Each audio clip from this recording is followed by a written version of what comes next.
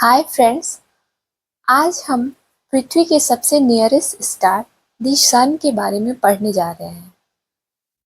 The सन, जो कि hot gases का एक मैसिव बॉल है। ऑल्दो ये हमारी पृथ्वी से एक सिंगल ग्लोइंग स्फीयर की तरह दिखता है, लेकिन यह कई लेयर्स से बना हुआ है। इन लेयर्स को ब्रॉडली दो कैटेगरी में डिवाइड किया जा सकता है। एक तो हो गया इनर लेयर और दूसरा हो गया आउटर लेयर। इनर लेयर को फर्दर तीन कैटेगरी में बांटा जा सकता है: core, radiative zone, connective zone. आगे आउटर लेयर जो है, जो कि सन का एटमॉस्फेरिक लेयर है, को तीन कैटेगरी में डिवाइड किया जा सकता है: फोटोस्फेयर, क्रोमोस्फेयर और कोरोना। तो चलिए आगे इसके बारे में विस्तार से। सन का हॉट भी कर सकते हैं, का टेम्परेचर लगभग 15 मिलियन डिग्री सेल्सियस होता है। ठीक है, ये सबसे इनर मोस्ट लेयर हो गया सन का कोर। ठीक है, और यहाँ पे जो है हमेशा न्यूक्लियर फ्यूज़न जो है वो होते रहता है। दो वर्ड आता है, एक होता है न्यूक्लियर फ्यूज़न और एक होता है न्यूक्लियर फिजन। ठीक है, तो उसके बारे में पहले समझ लेते हैं। न्यूक्लियर फ्यूज़न और एक हो गया न्यूक्लियर फिजन। ठीक है, तो न्यूक्लियर फ्यूज़न, फ्यूज़न मतलब दो नाभिक का आपस में मिलना। जैसे हाइड्रोजन और हाइड्रोजन मिल गया तो बनाया हीलियम। ठीक है, तो यहाँ पे जो होता है ये न्यूक्लियर मतलब सन में जो होता है वो न्यूक्लियर फ्यूज़न होता है। ठीक है, जिससे जो एनर्जी जो प्रोड्यूस होता है इसी कारण से होता है। और जो एटॉमिक जो बम्स होता है उसमें न्यूक्लियर फिजन होता है। मतलब न्यूक्लियर फिजन में क्या होता है कि कोई भी एटम का न्यूक्लियस जो है वो टूटता है और फिर वो फर्दर टूटते जाता है। ठीक है, उससे एनर्जी रिलीज़ होता है। तो हम सन के बारे में पढ़ने जा रहे हैं। तो यहाँ पे जो होता है वो न्यूक्लियर फ्यूज़न के कारण एनर्जी जो है रिलीज़ होता है, और जिसके कारण यहाँ का टेम्परेचर बहुत ज़्यादा बढ़ जाता है। मतलब 15 मिलियन डिग्री सेल्सियस यहाँ का टेम्परेचर होता है। साथ में यहाँ का जो कोर होता है वो प्लाज्मा फॉर्म में होता है। ठीक है, तो ये तो हो गया न्यूक्लियर मतलब न्यूक्लियर नहीं, कोर के बारे में, सन के कोर के बारे में। हमारा जो अगला जो जोन है जिसको रेडिएटिव जोन बोलते हैं, कोर के बाद जो है। ठीक है, तो ये क्या है कि अब ये यहाँ पे जो एनर्जी जो प्रोड्यूस हुआ, अब ये ट्रैवल करके क्या होता है कि रेडिएटिव जोन में जाता है। तो ये नहीं, ऐसा नहीं है कि यहाँ पे एनर्जी प्रोड्यूस हुआ और तुरंत रेडिएटिव जोन में चला गया। उसको कोर से रेडिएटिव जोन में जाने में थाउजेंड से मिलियंस ऑफ ईयर्स लगता है। ठीक है, तो ये हो गया रेडिएटिव जोन का कॉन्सेप्ट। और भी यहाँ पे क्या है कि ये जो फॉर्म मतलब ये जो सारा जो यहाँ पे जो भी वेव्स होता है, मतलब जो एनर्जी जो मूव होता है वो इलेक्ट्रोमैग्नेटिक वेव के फॉर्म में मूव होता है। जैसे एक्स रे हो गया, गामा रे, ठीक है, बीटा रे, जो भी है वो सारा इस फॉर्म में कोर से रेडिएटिव जोन में जाता है। ठीक है, तो अगला जो हमारा जो लेयर है उसको बोलते हैं कनेक्टिव लेयर। तो सॉरी, कनेक्टिव नहीं, कन्वेक्टिव लेयर। ठीक है, तो ये जो होता है ये एक तरह से बोल सकते हैं ये तीन जो लेयर है ये सन का इनर लेयर है। मतलब कौन कौन सा? कोर, रेडिएटिव जोन और तीसरा कन्वेक्टिव जोन। तो इसको बोल सकते हैं outermost part of the sun है। इसको ऐसे समझ सकते हैं कि जैसे अगर अर्थ में जो है, अर्थ में क्या होता है कि उसका अलग अलग लेयर्स होता है, कोर है या फिर जो भी है उसका जो लेयर्स है। उसके बाद क्या है कि ऊपर में उसका एटमॉस्फेयर है। तो इसको ऐसे ही समझ सकते हैं कि ये जैसे ये पूरा सन एक तरह से ये हो गया, बाकी इधर जो है एनर्जी हो गया या उसका एटमॉस्फेयर होता है। ठीक है, तो कन्वेक्टिव ये होता है, जोन होता है, ये हाइड्रोजन के सेल्स से बना होता है। हाइड्रोजन का सेल्स इसमें कैसे होता है? मतलब ये जो होता है कि जो इनर साइड वाला जो होता है वो बड़ा होता है, इनर सेल, और ऐसे ऐसे करके कुछ ऐसे लगा हुआ है हाइड्रोजन का सेल किस जोन में? कन्वेक्टिव जोन में। ठीक है, और ये हाइड्रोजन का सेल हो गया। तो ये हो गया कन्वेक्टिव जोन। ठीक है, आगे अगर देखें तो आगे जो है जिसको कि आउटर लेयर या फिर एटमॉस्फेरिक लेयर भी बोल सकते हैं, तो ये स्टार्ट होता है फोटोस्फेयर से, फिर आगे है क्रोमोस्फेयर एंड तीसरा है कोरोना। ठीक है, तो जो हम लोग जो विजिबल सरफेस जो होता है सन का वो यहीं से स्टार्ट होता है, फोटोस्फेयर से। मतलब जो हम लोग देख सकते हैं, जैसे इसको मान सकते हैं पूरा सन है, ये पूरा मान लीजिए ये सन है। आगे का ये सारा विजिबल जोन है। ठीक है, जो दिख रहा है, तो ये हो गया फोटोस्फेयर, उसको फोटोस्फेयर बोलेंगे। इसका जो टेम्परेचर होता है वो लगभग 5500 डिग्री सेल्सियस होता है। मतलब ये दिख रहा है टेम्परेचर आगे धीरे धीरे जैसे आगे बढ़ रहा है तो टेम्परेचर कम होते जा रहा है। ठीक है, मतलब कोर में बहुत ज़्यादा टेम्परेचर है, फिर आगे जैसे बढ़ेंगे तो टेम्परेचर धीरे धीरे कम हो रहा है। फिर फोटोस्फेयर में जो होता है यहाँ फोटोन्स पाया जाता है। तो ये हमारा हो गया फोटोस्फेयर। फिर आगे जो लेयर है वो है क्रोमोस्फेयर। तो फोटोस्फेयर के जस्ट अबव में पाया जाता है क्रोमोस्फेयर। तो ये जो क्रोमोस्फेयर जो हो गया वो क्या है कि मतलब रेडिश जो ग्लो आता है जब सोलर एक्लिप्स के टाइम में, तो इसी क्रोमोस्फेयर के कारण आता है। और ये इसको क्या बोल सकते हैं, सन का एटमॉस्फेयर बोल सकते हैं। क्रोमोस्फेयर को सन का एटमॉस्फेयर बोल सकते हैं। ठीक है, ये हो गया। और क्या होता है, क्वेश्चन ऐसा भी आ सकता है कि सोलर इक्लिप्स के टाइम में जो रेडिस जो ग्लो दिखता है तो वो क्या होता है, तो वो एक्चुअल में क्रोमोस्फेयर दिखता है। ये हो गया। आगे जो लास्ट जो हमारा लेयर है वो है कोरोना, आउटर मोस्ट जो लेयर है। ये जो है जो सोलर विंड जो होता है, इसके बारे में अभी आगे भी पढ़ेंगे। आगे सोलर स्पोर्ट के बारे में पढ़ेंगे, फिर सोलर विंड क्या होता है ये भी समझेंगे। ठीक है, तो अभी समझना है कोरोना जो होता है वो आउटर मोस्ट लेयर होता है, और सोलर जो विंड होता है उसका जो सोर्स होता है ये कोरोना होता है। ठीक है, फिर इसका जो टेम्परेचर है वो क्या होता है कि ये 1 से 3 मिलियन डिग्री सेल्सियस हो जाता है। ठीक है, मिलियन डिग्री मतलब यहाँ 15 से चला गया 1 से 3 मिलियन डिग्री। ठीक है, तो ये हो गया कोरोना। यहाँ 27 लाख लिखा हुआ है तो वही ये लाख में हो गया, ये मिलियन में हो गया। ठीक है, तो इसमें कंफ्यूज नहीं होना है। फिर तो अभी हमने मतलब समझा कि जैसे सन जो है वो जितना गोल जैसा दिखता है वैसा है नहीं, इसका अलग अलग लेयर्स है। ठीक है, कोर से लेकर कोरोना में, और सबका अपना अपना जो है फंक्शन है। ठीक है, तो ये हो गया स्ट्रक्चर ऑफ द सन। अब क्या है कि आप देखेंगे कि ये जो अभी मैंने बताया कि एक होता है सोलर फ्लेम होता है, सन स्पॉट होता है, तो ये सब क्या होता है तो इसके बारे में भी देखते हैं। ठीक है, तो सबसे पहले देखते हैं हम लोग सोलर फ्लेम के बारे में। ठीक है, सोलर फ्लेम क्या होता है, तो सोलर फ्लेम क्या होता है कि जैसे कि अगर इस फिगर में देखें तो जैसे ये है कोर। ठीक है, कोर, फिर ये रेडिएटिव जोन, और तीसरा हो गया कन्वेक्टिव जोन। ठीक है, तो ये हो गया सन का इनर लेयर। अब क्या है कि कभी कभी ऐसा होता है कि यहाँ पे जो मतलब जो टेम्परेचर जो होता है वो कब बहुत ज़्यादा मतलब बन जाता है, मतलब हाई टेम्परेचर प्रोड्यूस हो जाता है। तो जब हाई टेम्परेचर प्रोड्यूस हो जाता है तो क्या होता है कि ये जैसे बहुत ज़्यादा टेम्परेचर है, अब यहाँ से निकल के ये आगे जो भी प्लैनेट्स है वहाँ तक पहुँच रहा है। तो अब ये एक पहला केस हो गया। दूसरा केस ये होता है कि टेम्परेचर थोड़ा सा लो हो गया। ठीक है, जैसे यहाँ 7,000 दिख रहा है, यहाँ पे 4,000 दिख रहा है। तो क्या होता है कि सन का एक अपना ग्रेविटेशन पावर है।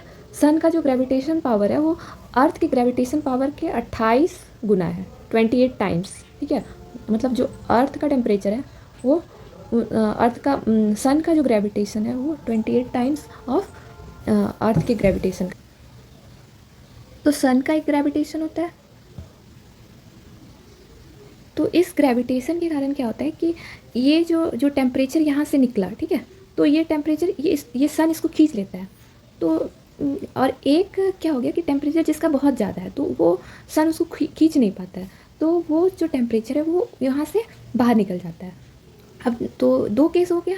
तो बोल सकते हैं कि सोलर फ्लेम जो होता है या सोलर फ्लेयर जो होता है, अगर यहाँ से देखें तो बोल सकते हैं कि जब कोर में बहुत ज़्यादा एनर्जी प्रोड्यूस होता है तो ये सन के तीनों लेयर को क्रॉस कर जाता है। और ये जो H2 सेल है, अभी मैंने बताया कि ये जो कन्वेक्टिव जोन में जो होता है यहाँ पे H2 सेल्स पाया जाता है, इसको चीरते हुए बाहर चली जाती है। और जब टेम्परेचर ज़्यादा हो जाएगा तो वो अदर प्लैनेट्स के पास चला जाएगा, और टेम्परेचर जब लो हो जाएगा वो फिर से सन के ग्रेविटेशन पुल के कारण वापस ये लौट आएगा। और क्या होता है कि जैसे ये लौट आता है तो यहाँ पे एक स्पॉट बन जाता है, मतलब बोल सकते हैं कि एक धब्बा दिखने लगता है जिसको कि सन स्पॉट या फिर सोलर स्पॉट बोला जाता है। ठीक है, तो और जो बाहर चला गया, अब जैसे ये अर्थ के जैसे एटमॉस्फेयर में चला गया, ये हाई टेम्परेचर है, अब ये अर्थ के एटमॉस्फेयर में जब चला जाता है तो इसको नॉर्दर्न हेमिस्फेयर पे जो जब ये जाता है, ठीक है, तो इसको ऑरोरा बोरियोलिस बोला जाता है। और जब ये सदर्न हेमिस्फेयर पे जाता है तो ऑरोरा ऑस्ट्रियोलोसिस बोला जाता है। इसको याद करने का सिंपल सा तरीका है कि नीचे ऑस्ट्रेलिया नीचे है, ठीक है, तो उसी से ऑस्ट्रियोलोसिस याद रख सकते हैं। मतलब इसमें क्या होता है कि कलर कुछ पर्टिकुलर कलर दिखने लगता है। इसको अगर ये देख सकते हैं, ये जो दिख रहा है ये फिनोमिना है ऑरोरा बोरियोलिस और या ऑरोरा ऑस्ट्रेलियोसिस का। ठीक है, तो नॉर्दर्न हेमिस्फीयर वाले को ऑरोरा बोरियोलिस बोलेंगे, और जब सदर्न हेमिस्फीयर में दिखेगा तो ऑरोरा ऑस्ट्रेलियोसिस। तो कारण पूछा जाएगा तो ये क्यों होता है कि जब सन के कोर में बहुत ज़्यादा एनर्जी प्रोड्यूस होने लगता है तो उससे क्या होता है कि वो जो टेम्परेचर है वो वहाँ से बाहर निकल जाता है, और ये फिर अर्थ के ग्रेविटेशनल पुल के कारण ये अर्थ पे आके गिरने लगता है। तो बस यही हो गया क्या, सन का फ्लेयर। ठीक है। तो इससे क्या होता है, एक तो कलरफुल लाइट दिखेगा, मतलब ये जो फिनोमिना होता है इसके कारण अर्थ में क्या होता है, एक मिनट, अर्थ पे यहाँ पे एक तो कलरफुल लाइट्स दिख सकता है, फिर क्या होता है कि जो रेडियो सिग्नल्स को ये डिस्टर्ब कर सकता है, ठीक है। तो ये हो गया, फिर साउंड कुछ प्रोड्यूस कर सकता है। आगे हमने जो पढ़ा, ये तो हो गया कि जब टेम्परेचर ज़्यादा वाला जो बाहर निकल गया उसके बारे में। अब क्या है कि एक टेम्परेचर जो है वो यहाँ पे रिटर्न भी आ गया। क्यों रिटर्न आ गया? क्योंकि सन का अपना एक ग्रेविटेशनल पुल होता है। तो क्या होता है कि वहाँ पे सन स्पॉट बन जाता है। तो ये जो बोल सकते हैं, ये सन स्पॉट जो होता है ये यहाँ पे, चूँकि यहाँ फोटोस्फीयर होता है इधर, इसके बाद फोटोस्फीयर पे आ जाता है, तो सन स्पॉट हमेशा फोटोस्फीयर पे अपीयर होता है। इसको यहाँ पे देख सकते हैं, सन स्पॉट यहाँ पे लिखा नहीं हुआ है, ठीक है, लेकिन ये हमेशा किस पे अपीयर होता है? फोटोस्फीयर पे। और ये जो सन स्पॉट है, मतलब जैसे ये काला कलर का धब्बा जो दिख रहा है, तो जो डार्क, जो अंदर वाला डार्क स्पॉट है उसको अम्ब्रा बोला जाता है, और जो बाहर वाला जो आउटर पार्ट है उसको, रिंग जो है, उसको पेनुम्ब्रा बोला जाता है। अब ये जो सन स्पॉट का जो एक साइकिल होता है, साइकिल कैसे होता है इसको समझते हैं। जैसे ये है 0 डिग्री और ये है 40 डिग्री, मतलब अक्षांश, मतलब ये समझ सकते हैं आराम से।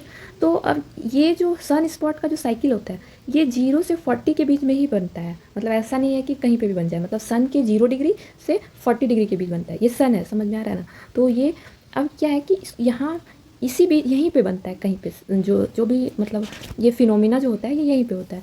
तो ये यहाँ पे जो होता है, यहाँ पे सोलर मैक्सिमा इस पॉइंट को बोला जाता है, मतलब 0 डिग्री वाला जो पार्ट है, और 40 डिग्री वाला जो होता है ये सोलर मिनिमा वाला पार्ट है। तो इस यहीं पे कहीं पे सोलर स्पॉट बनेगा, ठीक है। और ये जो सोलर स्पॉट होता है ये रिलेटिवली कूलर पॉइंट होता है, ठीक है। तो अब क्या है कि तो हमने देखा कि ये सोलर स्पॉट कैसे बना। अब इसका एक साइकिल होता है, मतलब यहाँ से, मतलब ऐसा नहीं है कि कहीं भी बन गया, पहले इधर बनेगा, इधर इधर ऐसे करके ऊपर जाके बनते जाता है। तो इसको यहाँ से पूरा यहाँ तक बनने में इसको लगभग लगता है, बोल सकते हैं 5.5 साल, 5.5 years। फिर इसको लौटने में फिर उसी तरह लौटता भी है ऊपर से, तो उसी तरह 5.5 साल लगेगा। तो टोटल 11 साल लगता है एक सन स्पॉट साइकिल को पूरा होने में। मतलब यहाँ पे स्पॉट बन रहा है, यहाँ बन रहा है, यहाँ बन रहा है, इस तरह करके 5.5 साल इधर बना, फिर इधर नीचे आने में 5.5 साल लगा। तो टोटल कितना हो गया? 11 साल हो गया, ठीक है। तो इसको बोल सकते हैं कि हमारा जो सन स्पॉट साइकिल है वो कितने साल का होता है? 11 साल का, ठीक है। तो यहाँ पे लिखा हुआ है कि 1 sun spot cycle equals to 11 years. Okay, अब क्या है, एक और वर्ड आता है, सोलर इवेंट। सोलर इवेंट क्या होता है कि ये जो टोटल 100 सोलर स्पॉट साइकिल को सोलर इवेंट बोला जाता है। मतलब एक सोलर स्पॉट साइकिल को कितना, मतलब साल लगता है? 11 साल। इस तरह करके 100 बार अगर हो जाएगा तो उसको बोलेंगे सोलर इवेंट। तो टोटल बोल सकते हैं कि सोलर इवेंट में 1100 साल लगता है। एक चीज़ और है कि अभी जैसे हम लोग किस सोलर साइकिल में मतलब हैं, ठीक है। तो अभी जैसे कि 2025 चल रहा है, तो जैसे यहाँ से स्टार्ट करते हैं, ये 2000 टोटल कितना साल लग रहा है एक सोलर साइकिल को कंप्लीट होने में? 11 साल। तो 2013 में हमारा 23वां सोलर साइकिल कंप्लीट हुआ। उसी तरह इसमें जब 11 जोड़े तो 2024 हो गया। 2013 में 11 साल जोड़ेंगे तो 13 में अगर 11 साल जोड़ दे तो 2024 होगा। तो ये इतना यहाँ से लेकर यहाँ तक ये चल रहा था 24th सोलर साइकिल, ठीक है, जो 2024 में कंप्लीट हो गया। इसको याद करने का तरीका आसान है, क्योंकि 24 में कंप्लीट हुआ, 2024 है, और 24 में 24th सोलर साइकिल कंप्लीट हुआ, ठीक है। फिर अभी जैसे हम 2025 में हैं, तो ये कौन सा सोलर साइकिल चल रहा है? 25th सोलर साइकिल, जो कि 2035 में कंप्लीट होगा, ठीक है। तो ये जो है हमारा सोलर साइकिल, ये समझ में आ गया, ठीक है। तो ये था सोलर स्पॉट, सोलर फ्लैम के बारे में, या सोलर फ्लैम या फिर सोलर फ्लेयर, एक ही बात है, ठीक है। आगे इसमें जो है एक पॉइंट और भी है। एक तो इसमें कुछ कॉन्सेप्ट्स हैं, उसको याद रखना है, फैक्ट्स, ठीक है, कि क्या क्या, जैसे कि सन का डायमीटर क्या है, फिर इसका स्पीड क्या है, ऐसे करके कुछ कुछ फैक्ट्स है, वो सब याद रखना है। एक और पॉइंट है, वो याद रखना है कि ये जो सन को मतलब कैसे बना, इसके लिए कुछ थ्योरीज दिया गया है, ठीक है। तो उन थ्योरीज़ के बारे में जानते हैं। तो सबसे पहला जो थ्योरी है, अगर पहला थ्योरी देखें तो वो है मोनो स्टार थ्योरी। क्योंकि थ्योरी जो होता है क्या होता है कि फिक्स नहीं है अभी, मतलब जैसे किसी ने थ्योरी दिया, आगे कुछ फिर किसी ने कुछ एविडेंस दिया, तो वो थ्योरी फिर हट जाता है, तो फिर दूसरा थ्योरी कोई, तो इस तरह से पहला जो थ्योरी जो दिया गया था वो था मोनो स्टार थ्योरी, जिसको मोनिस्टिक थ्योरी भी बोला जाता है। तो इस थ्योरी के अनुसार जो हमारा जो सोलर सिस्टम फॉर्मेशन, मतलब ये सब थ्योरी हम पढ़ेंगे, ये पढ़ेंगे कि सोलर सिस्टम कैसे फॉर्म हुआ। जैसे सोलर सिस्टम में क्या है कि अपना सन है, फिर प्लैनेट्स जो भी है, फिर एस्टेरॉइड्स हैं, तो ये सब कैसे फॉर्म हुआ, इसके बारे में जो थ्योरी दिया गया पहला है वो है मोनो स्टार थ्योरी, जिसको मोनिस्टिक थ्योरी बोलते हैं। तो ये बताता है कि सन और जो प्लैनेट्स है वो सेम ओरिजिनल मटेरियल से फॉर्म हुआ है, मतलब कुछ सिंगल कुछ स्टार था, उससे सब कुछ फॉर्म हो गया। ठीक है, तो इस थ्योरी में इसमें टोटल दो थ्योरी दिया गया है, जैसे कि एक तो गैसियस थ्योरी दिया गया, एक नेबुला थ्योरी दिया गया। तो इसमें याद रखना है कि गैसियस थ्योरी किसने दिया, कांट। तो ये जो मतलब जो बताया वो बताया कि सन जो होता है वो क्या है, वो भी रोटेट करते रहता है, ऐसा नहीं है कि हमारा अर्थ ही सिर्फ रोटेट कर रहा है। तो क्या हो गया कि रोटेशन के कारण इसका जो एक्सटर्नल लेयर है, जैसे सन रोटेट कर रहा है उसका एक्सटर्नल लेयर कुछ टाइम के बाद सेपरेट हो गया, जिससे क्या हो गया कि सेपरेट होकर धीरे धीरे प्लैनेट्स बन गया, जो ठंडा हो गया फिर प्लैनेट्स बन गया। ये हमारे कांट साहब ने बताया था, और ये हो गया गैसियस थ्योरी इसको बोला जाता है। ठीक है, तो इसको ऐसे समझ सकते हैं कि सन का आउटर लेयर सेपरेट हो गया, प्लैनेट्स बन गया। फिर एक और ऐसा ही मिलता जुलता एक थ्योरी दिया गया, नेबुला थ्योरी, जिसको लैप्लास ने दिया था। तो इस थ्योरी के अनुसार क्या हुआ कि ये जो आउटर लेयर जो सन का है वो ठंडा हो गया, और इनर लेयर जो है वो गर्म ही रह गया। तो इससे क्या हुआ कि आउटर लेयर सेपरेट हो गया, मतलब दोनों में सेपरेशन वाला ही चीज़ बताया गया। ठीक है, तो ये भी मतलब क्या हो गया, मोनो स्टार थ्योरी के अंतर्गत आ गया, मतलब एक ही मटेरियल से सारा बना है, इस तरह से दोनों थ्योरी कहना चाह रहा है। मतलब आउटर लेयर ठंडा हो गया तो बाहर निकल गया, फिर उससे प्लैनेट्स बन गया। लेकिन दोनों थ्योरी को रिजेक्ट कर दिया गया, क्योंकि इसका रिजेक्ट होने का कारण ये है कि जब सन का जो प्रॉपर्टी और जो दूसरे प्लैनेट्स का प्रॉपर्टी को देखा गया, तो बिल्कुल प्रॉपर्टी बिल्कुल अलग था। तो जिसके कारण जब प्रॉपर्टी ही अलग है तो वो एक ही मटेरियल से कैसे बन सकता है। ठीक है, तो मोनो स्टार थ्योरी इस कारण से रिजेक्ट हो गया। ठीक है, लेकिन फिर भी याद रखना है कि ये कांट और लैप्लास जो है वो क्या दिए थे, मोनो स्टार थ्योरी। फिर अगला थ्योरी आया वो था ड्यूअल स्टार थ्योरी। ठीक है, 3 थ्योरी पढ़ना है इसमें, mono star theory, dual star theory और तीसरा डबल स्टार थ्योरी। तो ड्यूअल स्टार थ्योरी जो है वो बताता है कि सोलर सिस्टम क्या हुआ कि इसका जो फॉर्मेशन हुआ वो क्या हुआ कि 2 स्टार्स के इंट्रैक्शन के कारण ये बना ड्यूअल स्टार थ्योरी। और इसको देने वाले इससे रिलेटेड मतलब 2 लोग का नाम आता है, एक तो चैम्बरलिन और एक आता है जीन्स का थ्योरी। ठीक है, तो ये जैसे चैम्बरलिन साहब ने बताया कि मतलब सन का भी एक क्या है, ग्रेविटेशन है। तो उससे क्या हुआ कि सन और एक स्टार, ठीक है, दोनों एक दूसरे को पुल करने के कारण क्या हुआ कि इसका आउटर लेयर, ये जैसे ये एक स्टार है, ये सन है, ये भी स्टार है, तो दोनों एक दूसरे को पुल किया, तो इसका आउटर लेयर जो है वो सेपरेट होकर बाहर चला गया। ठीक है, तो उससे जो है प्लैनेट्स फॉर्म हुआ। तो ये चैम्बरलिन साहब ने बताया था। ठीक है, तो ये किस में आ गया, डुअल स्टार थ्योरी में। फिर इसी में डुअल स्टार थ्योरी में एक जीन्स ने एक थ्योरी दिया था, जीन्स थ्योरी जिसको बोलते हैं। इसमें भी सेम चीज़ बताया गया कि सन और स्टार में क्लोजर इनकाउंटर के कारण जो है हमारा जो सोलर सिस्टम है वो फॉर्म हुआ। ठीक है, तो ये चूँकि ये दोनों, फिर इसमें सेम इस थ्योरी को रिजेक्ट कर दिया गया, क्योंकि देखा गया कि सन का जो, इसमें दोनों थ्योरी में यही बताया गया कि सन से सेपरेट होकर प्लैनेट्स बना है। लेकिन फिर वही बात है कि जब कैरेक्टरिस्टिक्स ही सन से अलग है प्लैनेट्स का, तो फिर ये थ्योरी कैसे प्रूव हो सकता है। ठीक है, तो इसको भी रिजेक्ट कर दिया गया है। तो दोनों थ्योरी रिजेक्ट हो गया, कौन सा, मोनो स्टार फिर डुअल स्टार। फिर तीसरा थ्योरी जो आया वो था डबल स्टार, डुअल नहीं डबल। ठीक है, तो ये इसको एक्सेप्ट किया गया।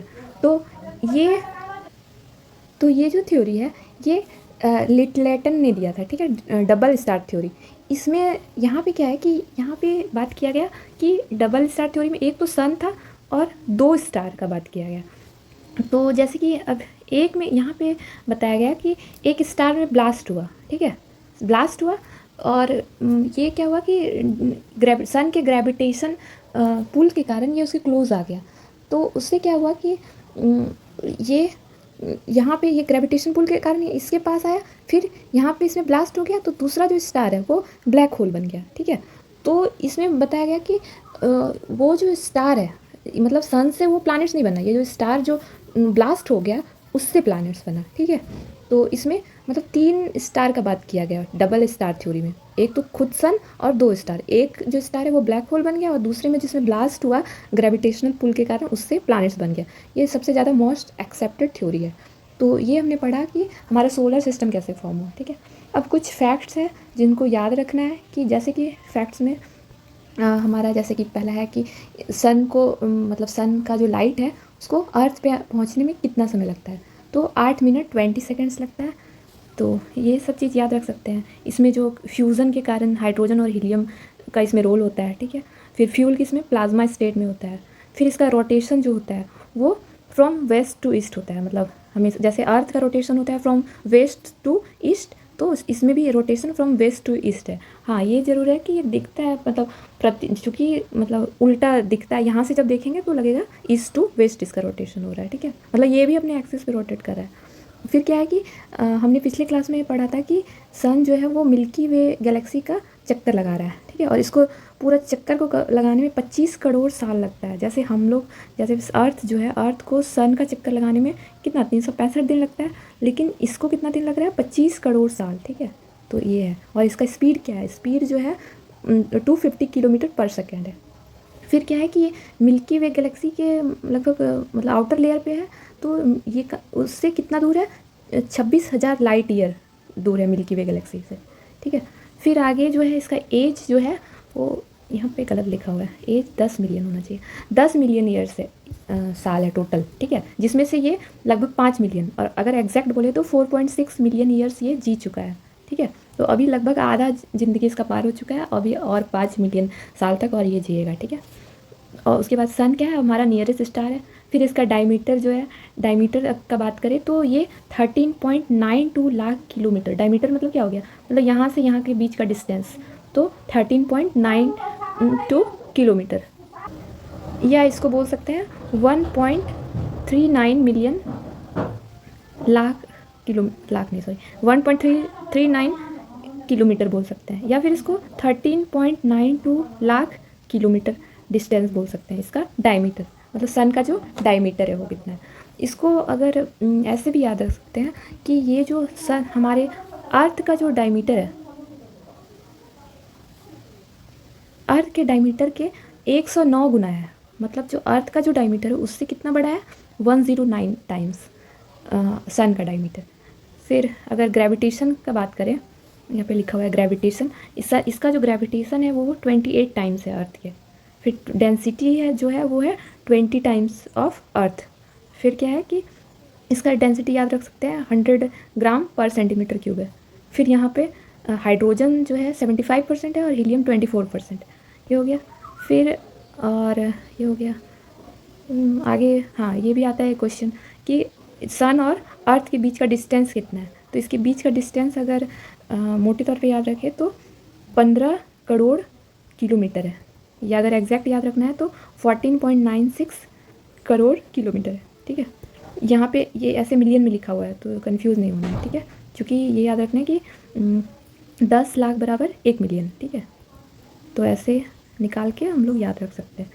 और ये जो डिस्टेंस है, इसी डिस्टेंस को बोला जाता है एस्ट्रोनॉमी, 1 एस्ट्रोनॉमिकल यूनिट। तो ये हमारा कवर हो गया। तो ये था कुछ बेसिक जानकारी जो याद रखना है, और तो इसमें कुछ बताने लायक है नहीं, ठीक है। तो आगे हम जो है प्लैनेट्स के बारे में पढ़ेंगे। तो आज के लिए इतना ही, थैंक यू।